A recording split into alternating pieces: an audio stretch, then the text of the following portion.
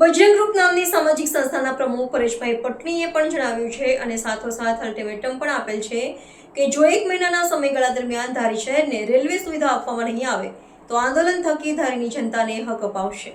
એક બિન રાજકીય મુહિમ તરફ આગળ વધી રહેલા યોગ્ય માંગણીમાં પ્રબુદ્ધ નાગરિકો અને જાગૃત આગેવાનો પોતાના યોગદાનના પ્રયત્નો કરી રહ્યા છે। ધારીની જનતા સાથે હળહળતો અન્યાય કરવામાં આવ્યો છે, ત્યારે લોકોની સુખાકારી માટે અને ધારી શહેરના વિકાસ માટે જાગૃત આગેવાનો અને જાગૃત નાગરિકો પોતાના હક માટે, મુસાફર જનતાની સુવિધાઓ માટે, દશકાઓથી મળતી સુવિધાઓને ફરી શરૂ કરાવવા માટે એકમેક બનીને બિન રાજકીય મુહિમ ચલાવવા માટે અને યોગ્ય માંગણીઓની રજૂઆત સાથે આગળ આવેલ છે। ત્યારે એક પત્રકાર તરીકે લોકોની સુખાકારી માટેના આ પાયાના પ્રશ્નોને વાચા આપવા માટે અમે હંમેશા તૈયાર છીએ અને આ સહિયારા પ્રશ્નોનું નિરાકરણ માટે આપ સૌ પણ આપના સાથ અને સહકાર જરૂરથી આપશો તેવી આશા અને અપેક્ષા સાથે સમાચારમાં આગળ વધીએ તો દશકાઓ જૂની સુવિધાને એકાએક બંધ કરવામાં આવી। બ્રોડગેજના નામે કદાચ લોલીપોપ આપીને ધારી શહેર અને તાલુકાના લોકોને મળી રહેલી ટ્રેનની સુવિધા છીનવી લેવામાં આવી।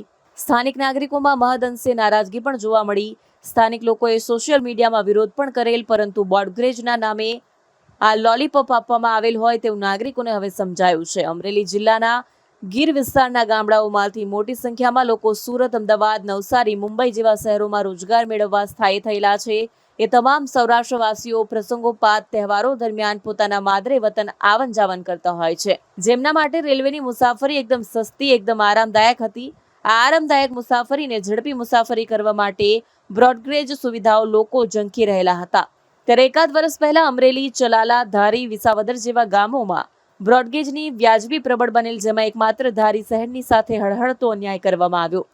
લોકોની યોગ્ય માંગણી મુજબ ધારી શહેરની જનતા માટે દશકાઓથી જે રેલવે સુવિધા હતી તેને તાત્કાલિક અસરથી શરૂ કરવામાં આવે, અન્યથા ગાંધી ચિંધ્યા માર્ગે જઈને સ્થાનિક લોકો આંદોલન તરફ આગળ વધી પોતાનો હક મેળવશે।